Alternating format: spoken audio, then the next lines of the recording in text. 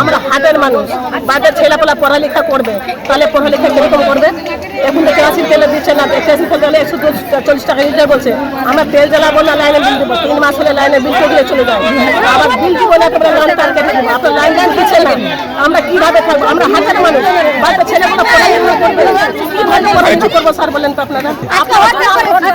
ওই জন্য আমরা হরতাল করেছি, আমাদের তো 24 ঘন্টা লাইন দিবে, আমরা বিল দিব, লাইন না দিলে আমরা কি করবো? পাবলিক যদি মরে যায় স্যার, আপনার বিল কিভাবে পাওয়া যাবে?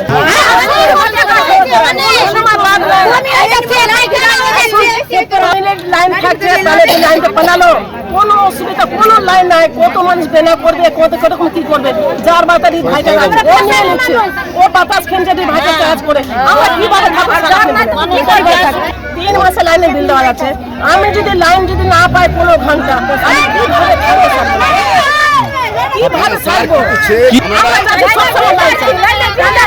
হাট যাচ্ছিলাম, এখানে কারেন্টের জন্য পথ অবরোধ করেছে, পথ অবরোধে আমরা ফেসে আছি।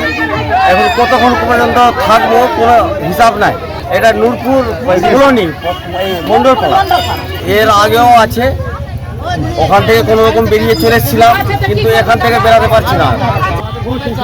100% করতে হবে, 100% করতে হবে। কেন 10 দিন থেকে আমরা ঘুমাতে পাইনি, কারেন্টের এত সমস্যা আছে যার বলার কিছু নাই, কারেন্টের খুবই সমস্যা আছে। 10 মিনিট দিল আবার বন্ধ করে দিল, 1 ঘন্টা, 1 ঘন্টা দিল তো গোটা সারা রাত নাই। এরকম কারেন্টের সমস্যা চলতে 5 দিন থেকে খুবই চলছে।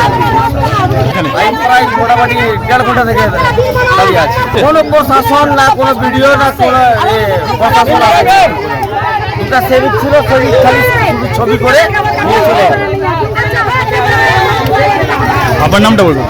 আমার নাম এমডি মাসলাউদ্দিন।